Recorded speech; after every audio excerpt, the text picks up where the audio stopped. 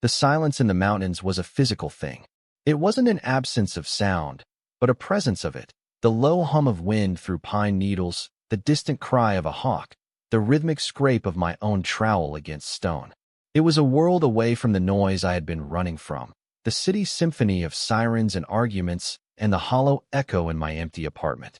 For 3 weeks, this had been my life, rising with the sun, mixing mortar until my arms ached, and laying fieldstone for a man who rarely spoke more than 3 words at a time. My boss, Alex, was the architect of this quiet world. He owned the land, the half-finished cabin we were restoring, and for 8 hours a day he was a man carved from the same material as the mountains around us, solid, quiet, and weathered in a way that suggested permanence. I had answered an online ad that was as terse as he was, hard labor needed. Remote cabin restoration. Pay is fair. No talkers, it was perfect. I needed the work, and more than that, I needed the quiet. I needed to stop talking, especially to myself. My life before this had been a series of poor decisions held together by cheap coffee and thinner optimism. A graphic design degree that led to a soulless corporate job, a relationship that fizzled out with the politeness of a business transaction, and a growing sense of being a spectator in my own existence. So I ran. I packed a bag, drained my meager savings, and drove until the cell signal died. The ad was a lifeline, a chance to trade existential dread for physical exhaustion. I hadn't anticipated the effect of the man who wrote it. On that first day, he met me at the base of the dirt road in an old pickup truck that looked like it had wrestled a bear and won. He didn't offer a handshake. He just nodded, his eyes, a startlingly clear, pale gray, taking in my clean jeans and city-soft hands with an expression I couldn't decipher. It wasn't disdain, not exactly. More like a quiet assessment, a weighing of my potential for failure. Leo. His voice was low, a gravelly sound that seemed to come from deep in his chest. It fit the landscape. I nodded, my own voice feeling thin and reedy in the vast, open air. That's me. Alex. He gestured with his chin toward the truck bed. Toss your gear in, and that was it. The entire interview process. The drive up the mountain was a rattling, bumpy affair, and the silence between us was absolute. I watched him out of the corner of my eye. He drove with a casual, one-handed competence, his other arm resting on the open window frame. His forearms were corded with muscle, dusted with fine, dark hair, and mapped with old scars. The white, silvery lines of a life lived doing things, not just thinking about them. He smelled of sawdust, fresh earth, and something else, something faintly of spice and clean sweat that was uniquely him. It was unsettling. The cabin was more of a skeleton than a structure, but the view was breathtaking. It sat on a ledge overlooking a valley that fell away in shades of green and blue, disappearing into a hazy distance. This was where we worked, day in and day out. Our world was reduced to the footprint of this small building, the scent of curing wood and mortar, and the silent presence of each other. Alex was a demanding boss, but a fair one. His instructions were always clear, delivered in that low, even tone. Mix it wetter, level it first. Watch your fingers. He never raised his voice. He didn't have to. His quiet disappointment when I made a mistake was somehow worse than any shouting. He would just stop, fix me with that steady gray gaze, and I would feel my stomach clench with the inexplicable urge to not let him down. I spent a lot of time watching him. It was unavoidable. When you work with only one other person in a space, so quiet you can hear them breathe, you notice things. I noticed the way his dark hair curled at the nape of his neck when it got damp with sweat.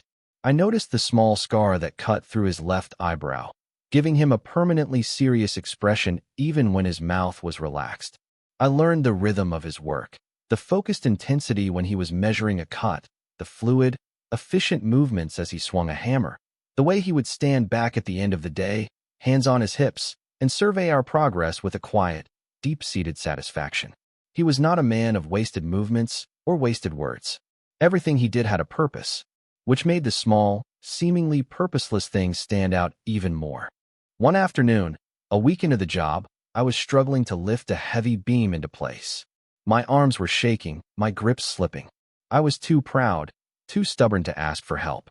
Suddenly, his body was flush against my back, his chest solid and warm. He didn't say a word.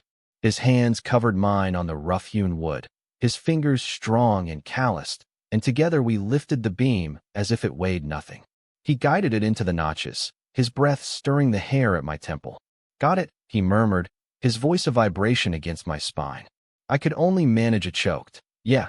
He held it there for a second longer than necessary, his body a shield behind me. The scent of him, that earth and spice and sweat, filled my head. Then he stepped back, and the air rushed into the space where he had been, feeling suddenly cold. He just nodded and went back to his own task, as if he hadn't just jump-started my entire nervous system. My mind replayed that moment for days. It was just helping. That's all it was. A boss helping an employee, a stronger man helping a weaker one. But my overthinking brain, starved for any kind of human connection, latched onto it. It analyzed the warmth of his chest, the pressure of his hands, the length of that pause before he stepped away. It was ridiculous. I was a grown man, turning a simple act of assistance into something out of a romance novel. I told myself to get a grip. But then there were other things. Little things. He started leaving a second thermos of coffee on the tailgate of the truck in the mornings. He knew I always forgot mine. He'd pass me a tool, and his fingers would brush against mine, a fleeting contact that felt like a spark on my skin.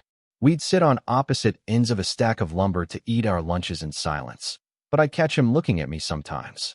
When our eyes met, he wouldn't look away immediately.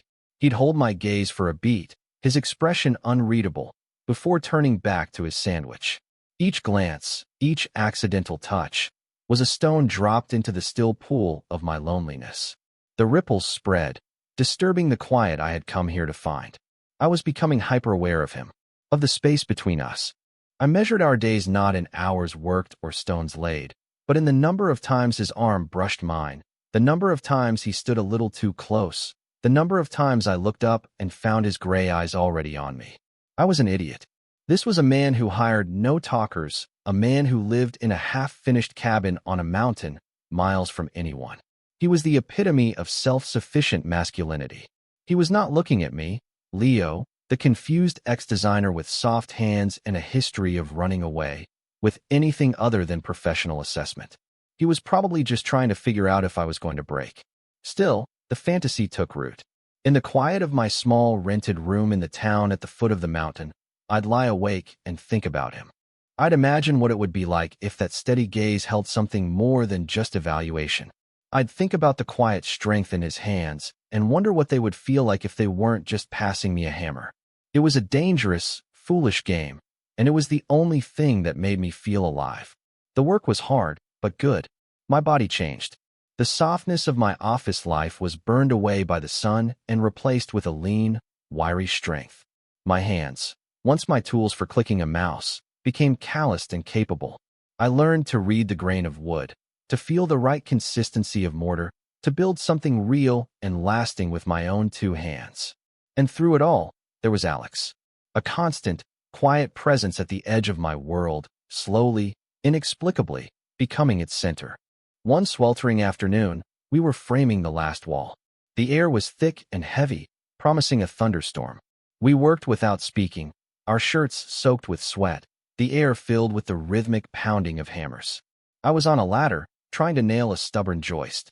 I missed the nail head, and the hammer glanced off, the vibration jarring my whole arm. "Damn it," I muttered under my breath. "You're swinging from your elbow," Alex said from the ground. His voice was calm, a simple statement of fact. "Use your shoulder. More power, better aim." He didn't just tell me. He came over and stood at the base of the ladder, placing a hand on my lower back. Just a light pressure, supposedly to steady me. But it wasn't steadying. It was electrifying. My entire body went rigid. I could feel the heat of his palm through the thin fabric of my t-shirt. "Like this," he said, his other hand covering mine on the hammer.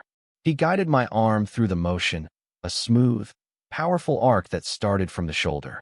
The nail drove home in a single, clean strike. See, my heart is hammering against my ribs. I can feel the pulse in my throat. His hand is still on my back. I can't breathe. "Yeah," I croaked out. "Thanks." His hand stayed there for a moment. A long, impossibly long moment. I was acutely aware of every point of contact. His palm on my back, his fingers around my hand, the solid presence of him just below me. I could turn my head and my face would be inches from his. I didn't. I couldn't. I just stared at the nail, now flush with the wood, as if it were the most fascinating thing in the world. Then, as always, he moved away. The connection was broken. He went back to his work, and I was left on a ladder, trembling, with the ghost of his touch burning on my skin. This was the rhythm of our days. Long stretches of quiet, methodical work, punctuated by these brief, intense moments of physical proximity that left me reeling. I was an addict, and he was my drug, doling out these tiny, ambiguous doses that kept me in a constant state of yearning and confusion. I began to crave the end of the day, not just for the rest, but for the drive back down the mountain. It was the only time we were confined in a small space, side by side. The truck cab was filled with the scent of us, sweat, sawdust, and the lingering smell of the pines. Usually, we rode in silence. But sometimes, he would turn on the radio, and we'd listen to an old country station, the melancholic songs of heartbreak and dusty roads filling the space between us. During one of those drives, a particularly sad song was playing. I glanced over at him. He was looking straight ahead, his profile silhouetted against the fading light. A strange expression was on his face, a flicker of something that looked like nostalgia or maybe sadness. It was the first time I had seen a crack in his stoic facade. On impulse, I asked, "Does this song mean something to you?" The question hung in the air, loud and clumsy. I immediately regretted it. I had broken the unspoken rule. No talking. He was silent for a long moment. I thought he was going to ignore me. Then, he let out a slow breath. "My dad used to listen to it," he said, his voice quiet. "After my mom left, it was the most personal thing he had ever said to me. It was more than a crack. It was a door opening, just a sliver." I didn't know what to say. "I'm sorry" felt cheap and inadequate. So I just nodded, and we listened to the rest of the song in a new kind of silence. It wasn't empty anymore. It was shared. That small confession changed something. The tension between us was still there, a low hum beneath the surface of everything. But now it was layered with something else. A nascent intimacy, a sense of shared history, even if it was just a two-sentence story about his father. He had let me see a piece of him, and I held it carefully, like a fragile, precious thing. The next day, he brought 2 cups of coffee from the diner in town instead of making it himself. He handed one to me without a word, but his fingers brushed mine, and this time, the touch seemed less accidental. His gray eyes met mine, and for the first time, I thought I saw something other than unreadable calm. I thought I saw a question, and I had no idea how to answer. The storm that had been threatening for days finally broke with a vengeance. It rolled in over the peaks in the late afternoon, a bruised purple mass of cloud that swallowed the sun and plunged the valley into a premature twilight. The wind came first, a low moan that escalated into a roar, whipping through the unfinished cabin and rattling the plastic sheeting we'd tacked over the window openings. Then came the rain, not in drops, but in solid, wind-driven sheets. "We're not driving down in this," Alex stated, his voice barely audible over the howl of the wind. He was securing a loose tarp, his movements economical and sure even as the wind tried to rip it from his hands. My heart did a complicated little flip-flop. Stuck here, overnight, with him. The thought was equal parts terrifying and exhilarating. "Right," I managed to say, grabbing a corner of the tarp to help him. The rain was cold, plastering my shirt to my skin in seconds. Working together, we fought the wind, tying down everything that could be torn away. It was a battle against the elements, a frantic, shared dance of survival. For the first time, we weren't just a boss and an employee. We were a team, 2 men against the fury of the mountain. When everything was as secure as we could make it, we retreated into the one room that was fully enclosed.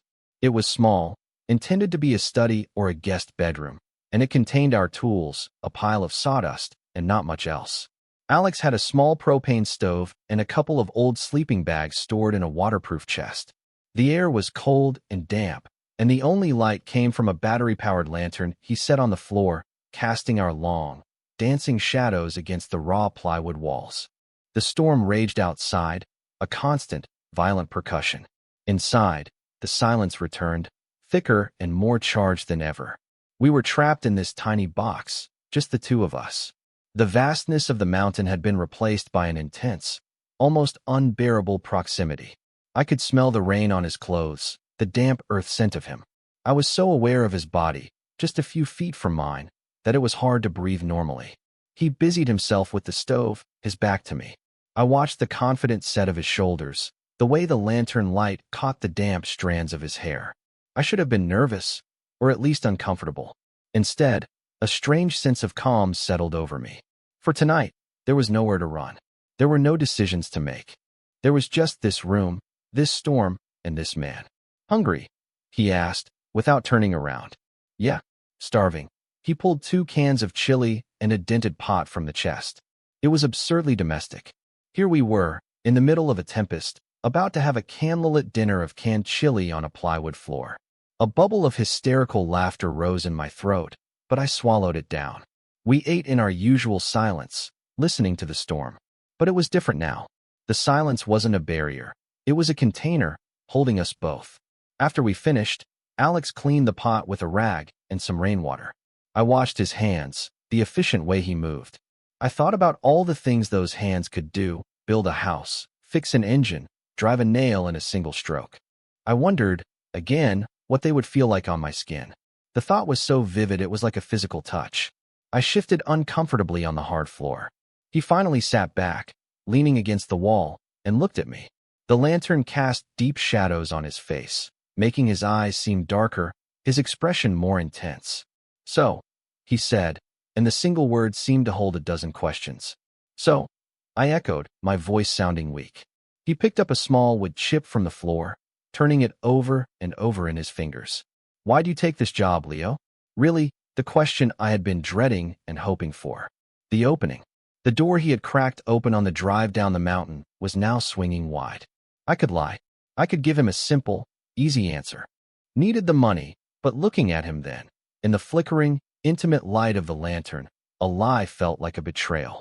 He had shared a piece of his past with me. It was my turn. I took a deep breath. I was stuck, I said, the words feeling clumsy. My life felt like it was happening to someone else. I was just watching it go by. I needed to do something real. Something that hurt. Something that would make me feel like I was actually here. I gestured vaguely at my own body, at the calloused hands and aching muscles. "This is real." He didn't say anything for a long time. He just watched me, his gray eyes searching my face. I felt completely exposed, like he could see every foolish hope and pathetic fear I'd ever had. I wanted to look away, but I couldn't. "I get that," he said finally, his voice soft. Feeling stuck, he tossed the wood chip aside. "I was like that for a long time after my dad died. This place," he looked around the small room, "this was his dream, not mine. I was supposed to go to college, be an engineer. But he got sick. So I stayed." He paused, his gaze turning inward. "After he was gone, I just kept going, building this place. It felt like the only thing I knew how to do. The only thing that was real. He was giving me another piece of himself. A bigger one this time. He was telling me we were the same. Both of us, stuck in our own ways, trying to build our way out." My chest felt tight, a painful, hopeful pressure. "Is it still his dream?" I asked quietly. "Or is it yours now?" A small smile touched the corner of his mouth. It was the first time I'd ever seen him smile, a real one. It transformed his face, softening the hard lines, chasing away some of the shadows. "I'm starting to think it might be mine," he said. And his eyes were on me when he said it. The air in the room became thick, heavy. The sound of the storm faded to a distant roar. All I could hear was the frantic beat of my own heart and the sound of his steady breathing. He hadn't moved, was still leaning against the far wall, but the distance between us felt charged, humming with an energy that had been building for weeks. This is it. This is the moment. My brain screamed at me to say something, do something. But I was frozen, caught in the intensity of his gaze. This was a man who didn't waste words. He had said what he meant. "I'm starting to think it might be mine." And he was looking at me. He unrolled the 2 sleeping bags, placing them on opposite sides of the small room. The gesture was a bucket of cold water. Of course. What had I been thinking? We were just 2 guys stuck in a storm, sharing a moment of unexpected honesty. That's all it was. The disappointment was a sharp, physical ache. "You can take that one," he said, nodding to the sleeping bag farther from the door. "It's newer, thanks." I mumbled, my voice thick with the feelings I was trying to swallow. We settled into our sleeping bags. He switched off the lantern, plunging the room into near-total darkness, relieved only by the occasional flash of lightning that illuminated the room in stark, brief detail. In those flashes, I could see his silhouette, a dark shape just a few feet away. I lay there for what felt like hours, my body tense, my mind racing. I had been so sure. The look in his eyes, the tone of his voice. Had I imagined it all? Was I just projecting my own desperate loneliness onto him? Leo. His voice came out of the darkness, startling me. Yeah. My heart leaped into my throat. There was a long pause. I could hear the rustle of his sleeping bag as he shifted. Get some sleep, he said. And that was it. The hope that had flared so brightly in my chest guttered and died. I turned onto my side, facing the wall, and squeezed my eyes shut, feeling like the biggest fool in the world. The next morning, the world was washed clean. The storm had passed, leaving behind a sky of impossible blue and air that smelled of wet earth and pine. The awkwardness from the night before clung to us like the morning mist. We worked in a thick, uncomfortable silence, even more pronounced than our usual quiet. I felt his eyes on me constantly, but whenever I looked up, he would quickly look away. I was a wreck. My mind was a chaotic loop of the night before. His smile, his words, the darkness, my own stupid hope. I felt raw and exposed, and the shame of it was making me clumsy. I dropped a hammer, I measured a board wrong twice, and I nearly spilled an entire bucket of wood stain. Each mistake felt monumental, a testament to my own foolishness. By midday, the tension was a wire stretched taut between us. I was trying to secure a decorative corbel under the eaves, my hands fumbling with the screws, my mind anywhere but on the task. I was thinking about how I was going to get through the rest of this job, how I could go back to the way things were, to our simple, silent routine, now that I had seen that glimpse of something more. Now that I knew for sure it was all in my head. You're going to drop it, Alex's voice, sharp and low, cut through my thoughts. He was standing right behind me. I hadn't even heard him approach. I was so startled, my hand slipped, and the heavy piece of carved wood tilted precariously. Hey, he said, his voice firm now. He stepped forward, his hands coming up to steady the corbel, his body pressing close. Focus, Leo. I was flustered, embarrassed. Sorry, I trailed off, not knowing what to say. My head is a mess. My hands are shaking. He ignored my apology. He took the drill from my hand, his fingers brushing mine, sending that familiar, frustrating jolt through me. Hold it steady, he commanded. I gripped the corbel, my knuckles white. But my eyes were drifting, looking at the distant mountains, at the trees, anywhere but at the work, anywhere but at him. I couldn't look at him. If I did, I felt like he would see everything on my face. Leo, his voice was different. Not angry, not impatient. It was quiet, intense. A command. Eyes on me, the words stopped my breath. My head feels heavy. Slowly, reluctantly, I turn. I lift my gaze from the ground, past his sturdy work boots, up the length of his dusty jeans, over the simple gray t-shirt that stretched across his chest, until my eyes meet his. His gray eyes are like a storm. Dark, swirling with something I can't name. He's so close I can see the flecks of silver in them, the fine lines at the corners. The world narrows to the space between us. The sounds of the forest, the scent of the pine, the feeling of the sun on my skin, it all fades away. There is only his face, his eyes holding mine. He doesn't say anything else. He just looks at me, and in that look, I see it. It's not in my head. It's real. The question I'd seen before, the vulnerability from the night, the tension that had been building for weeks. It's all there, in his eyes. He's as lost in this as I am. He's still holding the drill in one hand. His other hand comes up, slow, deliberate. I watch it move, my breath hitched in my chest. I expect him to take the corbel, to point out what I'm doing wrong. But he doesn't. His fingers, calloused and warm, touch my jaw. He gently turns my head a fraction of an inch, as if making a fine adjustment. Then his thumb brushes against my bottom lip. A shock, pure and white-hot, goes through me. My lips part on a silent gasp. This is happening. This is actually happening. His gaze drops from my eyes to my mouth. He takes a half step closer, and now there is no space between us at all. His hips brush against mine. I can feel the solid heat of his body.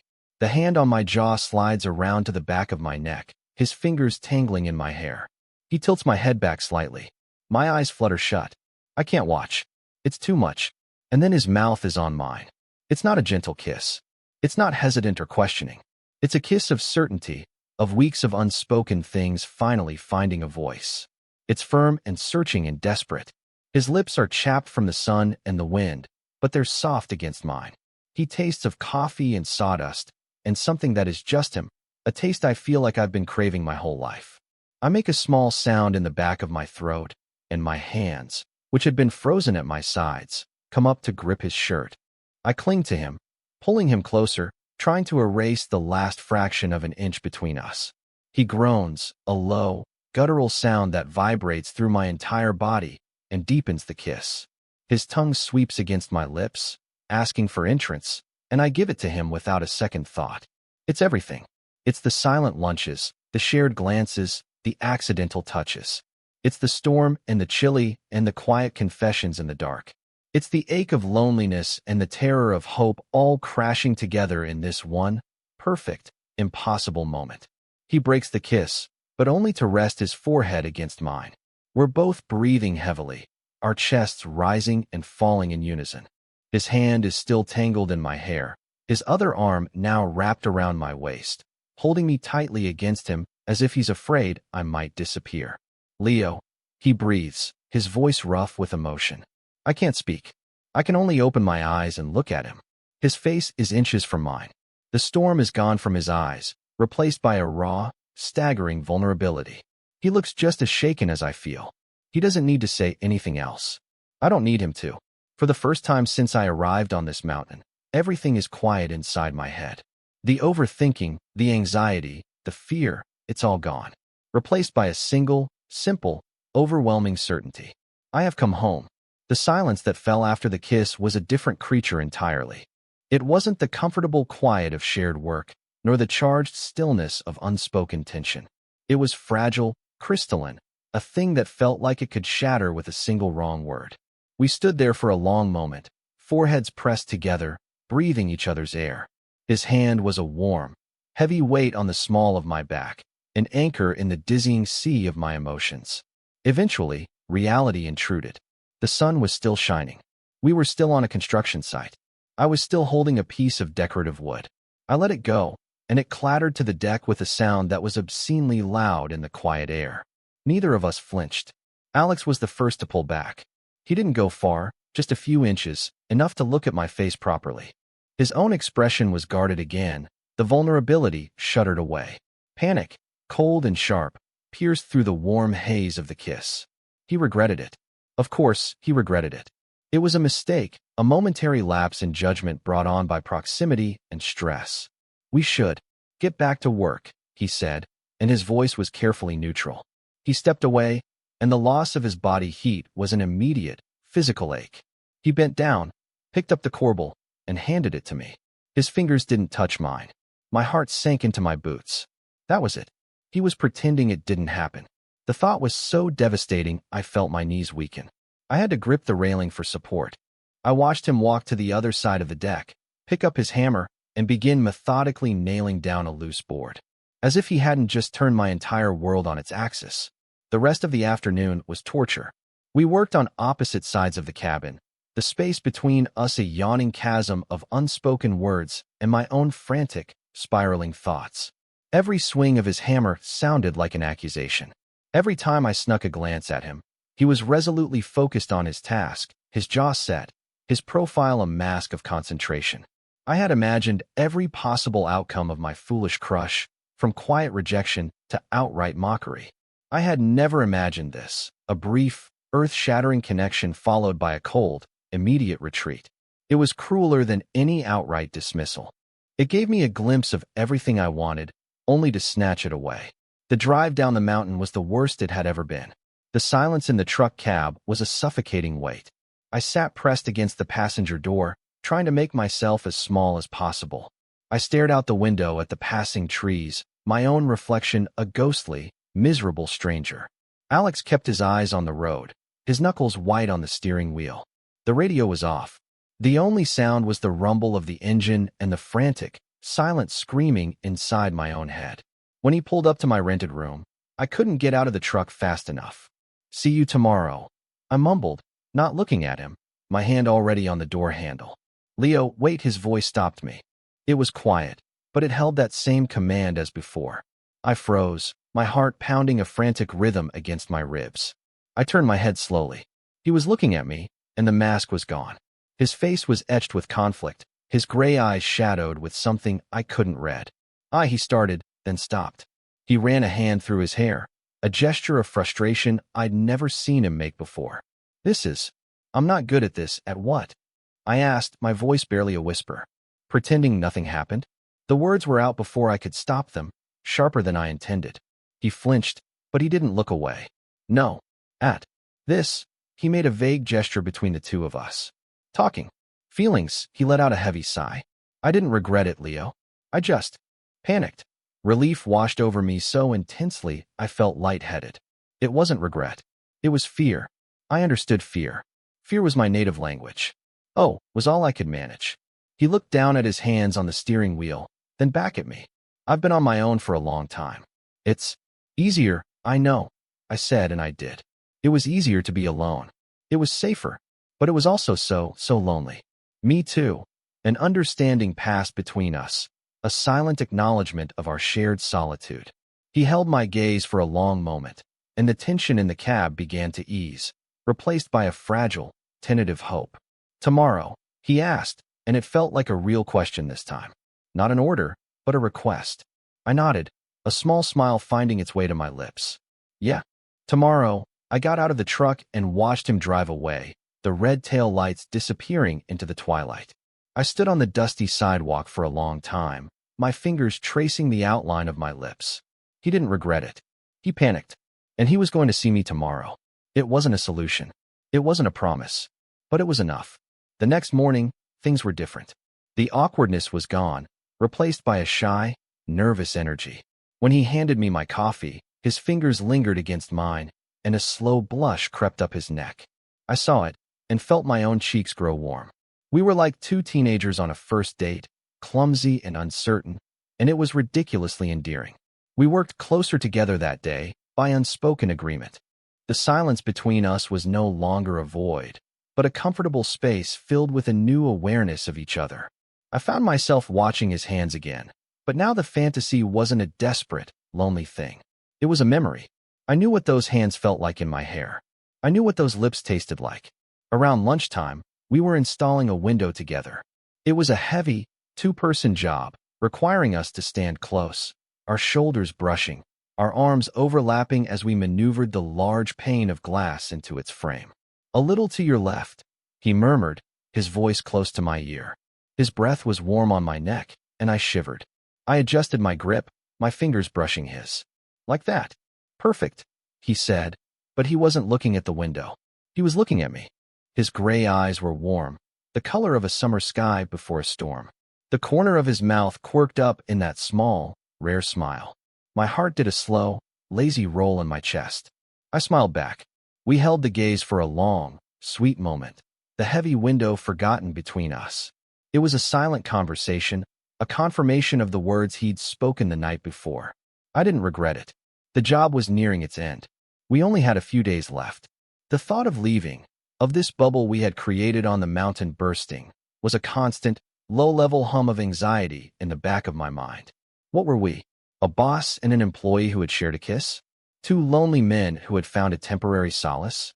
What would happen when I was no longer on his payroll, when we no longer had the easy excuse of work to be in each other's lives? The test came in the form of Dave, the lumber delivery guy. He was a loud, beefy man who showed up once a week with a truckload of supplies and a stream of unsolicited opinions. He arrived on our second-to-last day, while Alex and I were staining the front porch. "Looking good, fellas," he boomed, climbing out of his truck. He swaggered over, looking at our work, almost ashamed to finish it. "What are you going to do for fun when you ain't got each other to stare at all day?"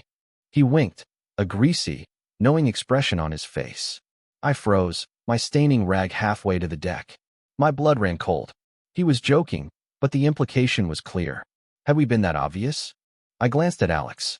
His back was rigid. He slowly stood up, placing his own rag carefully on the edge of the stained can.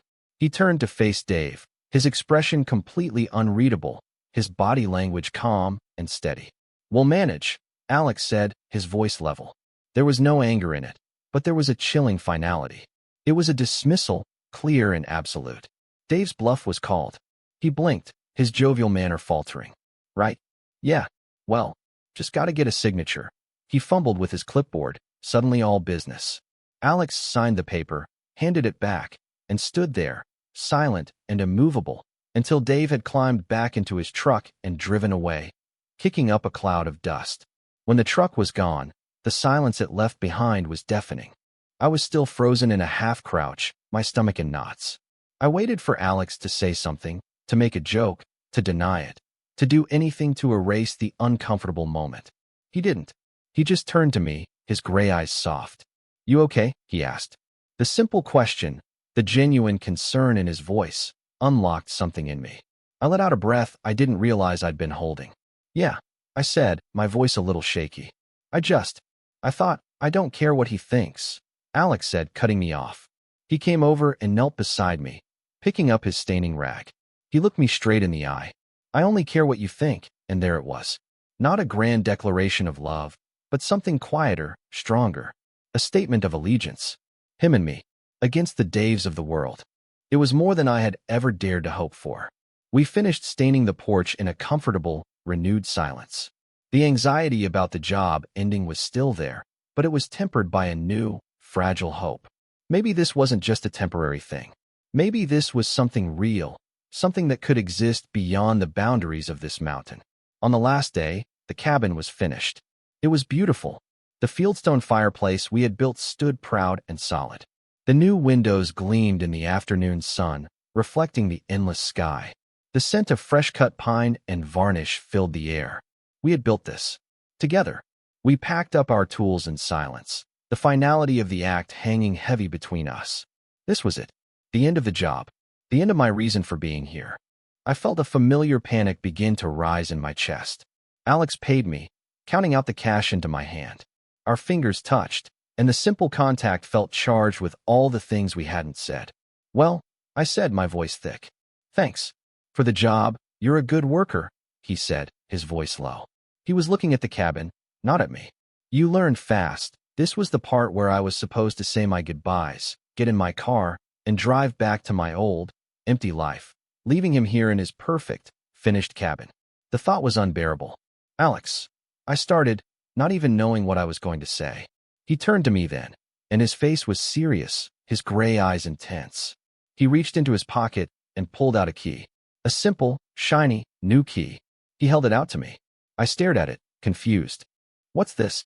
"It's the key to the front door," he said, as if it were the most obvious thing in the world. I don't understand." He took a step closer, his gaze unwavering. "The job is over, Leo. You don't have to work for me anymore." He paused, and his voice dropped even lower, becoming rough with emotion. "But I was hoping you'd stay." My breath caught in my throat. My eyes started to burn. He was offering me a key. He was offering me a home. He was offering me a future, here, with him. I looked from the key in his hand to his face, his beautiful, serious, vulnerable face.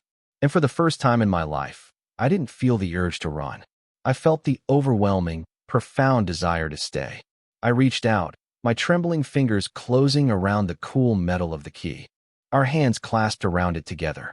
"Okay," I whispered. "Okay." His rare, beautiful smile spread across his face, and it was like the sun breaking through the clouds.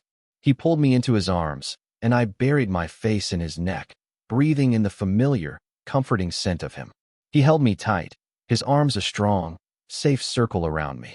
We stood there for a long time on the porch of the house we had built, the key pressed between our palms, the vast, quiet mountains bearing witness. The silence was no longer empty or tense or awkward. It was full. It was peaceful. It was ours. That night, we didn't sleep in separate sleeping bags on a dusty floor. We shared the new bed in the master bedroom, the clean sheets cool against our skin. The moon was bright, casting a silver glow through the large window that overlooked the valley. We lay on our sides, facing each other, not touching, just looking. The space between us was alive with possibility. There was no pretense of work, no structure of employment to hide behind. It was just us, Leo and Alex, two men who had found each other in the quiet heart of the wilderness. "I've never done this before," I admitted into the quiet room, the words feeling both terrifying and necessary to say. "This, with a guy." He didn't seem surprised. He just watched me, his expression soft in the moonlight. Me neither, he said, his voice a low rumble. Not in a way that mattered, his honesty was a gift. It eased the last of my fears. We were both new to this, fumbling our way forward in the dark. But we were doing it together. He reached out then, his hand coming to rest on my hip. It was a simple touch, possessive and gentle all at once. His thumb began to draw slow, lazy circles on the fabric of my t-shirt. The rhythmic motion was incredibly soothing, grounding. I saw the ad you posted, I said quietly. The one for the job, yeah. It said no talkers, a small smile played on my lips. You're not very good at following your own rules, he chuckled, a low, warm sound that made my heart swell. Turns out I was wrong, he said. I just needed to find the right person to talk to. He moved closer, closing the small distance between us. He didn't kiss me. He just rested his forehead against mine, like he had that first day on the porch. His other hand came up to cup my cheek, his thumb stroking my skin. I closed my eyes, savoring the feeling of his touch, the safety of his presence. I had come to this mountain seeking silence, a way to escape the noise of my own life. I thought I wanted to be alone, but I was wrong. I wasn't looking for an absence of sound. I was looking for a different kind of quiet. The kind of quiet you only find when you're with someone who understands the words you don't say. The kind of quiet that feels like peace. Lying there, in the house we built, with his hand on my face and his steady breath mingling with my own, I finally found it. I was no longer a spectator in my own life. I was here. I was real. And I was home. The future was an unknown territory, a wilderness we would have to navigate together. There would be challenges, there would be fears, there would be days. But for the first time, the thought of the future didn't fill me with dread. It filled me with a quiet, steady hope. Because I knew I wouldn't be facing it alone. I would be facing it with him. And that made all the difference.